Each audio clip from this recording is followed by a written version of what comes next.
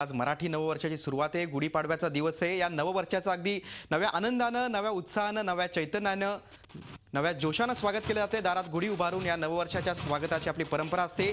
आजचा दिवस हा 3.5 मुहूर्तांपैकी एक आहे. त्यामुळे कोणतंही काम सुरू करण्यासाठी आजचा दिवस शुभ मानला जातोय. आज संपूर्ण महाराष्ट्रात, राज्यात, प्रत्येक शहरात, गावागावात पाडव्यानिमित्त विविध कार्यक्रम साजरे होत आहेत. शोभायात्रांचं आयोजन केलं जातंय.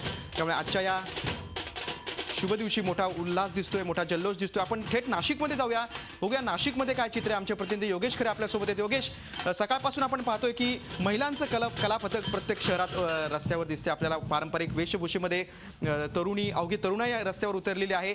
नाशिकमध्ये काय चित्र आहे? सकाळपासून शोभायात्रांना सुरुवात झालेली आहे, काय सांगशील?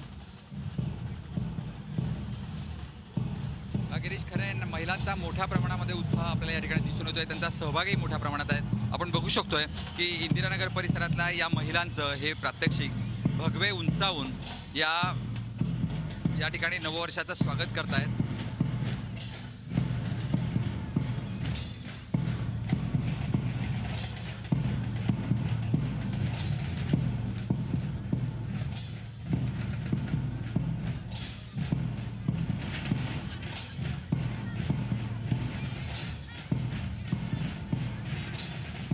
इंदिरानगर परिसरातल्या या सर्व महिला आहेत.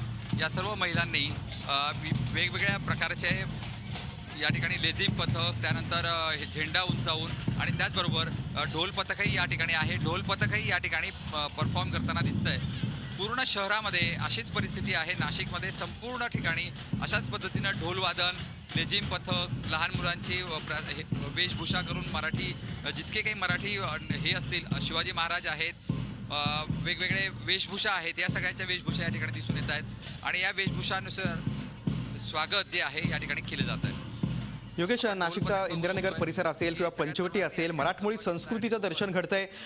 योगेश, या सणाच्या निमित्तानं, या सणाच्या माध्यमातून कुठेतरी समाज प्रबोधन देखील केलं जातंय. कुठेतरी बेटी बचाव अभियान असेल किंवा कुठं जलसाक्षरता असेल, नाशिकमध्ये असं काय चित्र दिसतंय का? गिरीश, याचाच ह्या मिरवणुकीमध्ये संदेश प्रबोधन देण्याचा पण प्रयत्न होतोय. अनेक ठिकाणी कचरा करू नये, कचरा साठवू नये, त्याचबरोबर स्वच्छता ठेवावी.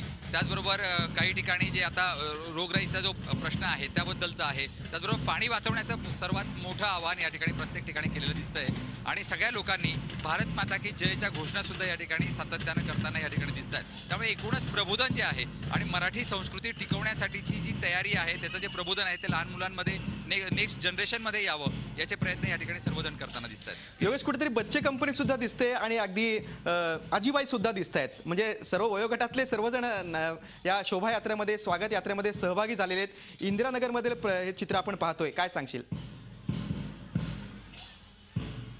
हो, खरं आहे. हे लहान मुलं सुद्धा आपल्याला या ठिकाणी दिसत आहेत. बघू शकतोय आपण की लहान मुलांनी या ठिकाणी हातामध्ये झेंडा घेऊन हे त्या सगळ्या तालाबरोबर नाचण्याचा प्रयत्न करतायत. सगळी लहान लहान मुलं आहेत. अगदी 1-1 वर्ष, 2-2 वर्षाची ही सर्व मुलं आहेत.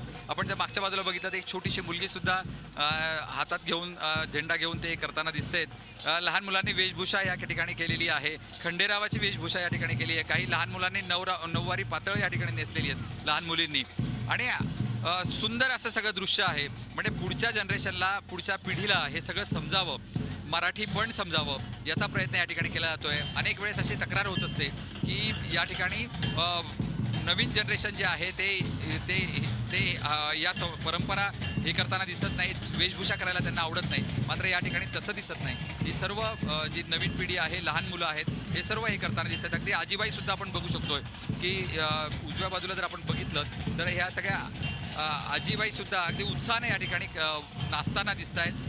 योगेश, स्वागत करताना दिसत. योगेश, आपली मराठमोळी संस्कृती या सणाच्या निमित्तानं समोर येते.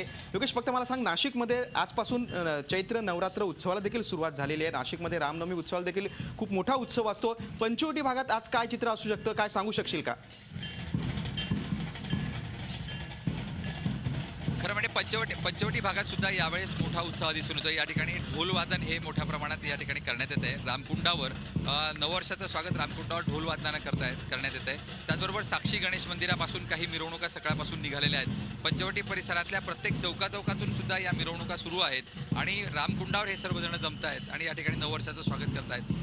उत्साह जर आपण बघितला तर नाशिक शहरामध्ये सिडको परिसर, इंदिरानगर परिसर, पंचवटी परिसर आणि महात्मा नगर परिसर या चारही परिसरांमध्ये मोठ्या प्रमाणात उत्साह आहे आणि मिरवणुका या सगळ्या ठिकाणी आहेत. अनेक ठिकाणी रस्त्यावर वेगवेगळे प्रेझेंटेशन्स केली जात आहेत, छोटी छोटी नाटकं सुद्धा केली जात आहेत आणि मराठी पण काय होतं, शिवाजी महाराज काय होते, त्याचबरोबर वेगवेगळ्या जे काही नेते आहेत त्यांचे पण या ठिकाणी प्रात्यक्षिकं दाखवून म्हणजे वेगवेगळ्या वेशभूषा करून या ठिकाणी मुलांना आपलं मराठी महाराष्ट्रीयन काय असतो, मराठी पण काय असतं आणि त्याचबरोबर मराठी मावळे कसे असतात हे सुद्धा दाखवण्याचा प्रयत्न या ठिकाणी होतो. योगेश, तुम्ही दिलेल्या सविस्तर माहितीबद्दल धन्यवाद. राज्यभरातल्या स्वागत यात्रांचा आढावा आपण घेतच राहू. झी 24 तास रहा एक पाऊल पुढे.